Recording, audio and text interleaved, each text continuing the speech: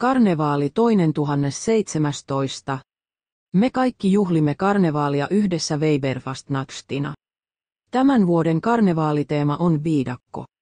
Paljon vanhempia on tullut paikalle ja koko päiväkoti on koristeltu lehdillä, puilla, könnöksillä ja vaarallisilla eläimillä. Ensin teemme poloneesin ja siirrymme yhdessä liikuntasaliin. Siellä vietetään karnevaalijuhlaa.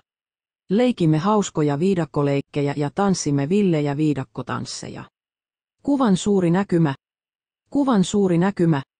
Kuva iso. Viimein luoksemme saapuu oikea karnevaaliprinsessa.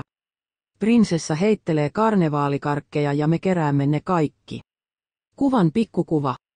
Juhlien jälkeen nautimme herkullisesta viidakkobuffetista. Sen jälkeen on muuta toimintaa, jossa voi touhuta, tanssia, askarrella ja leikkiä. Kaikilla on todella hauskaa. Suuri kuva. Suuri kuva. Suuri kuva. Ja niin huudamme kölle Alaf ja odotamme jo innolla ensi vuotta.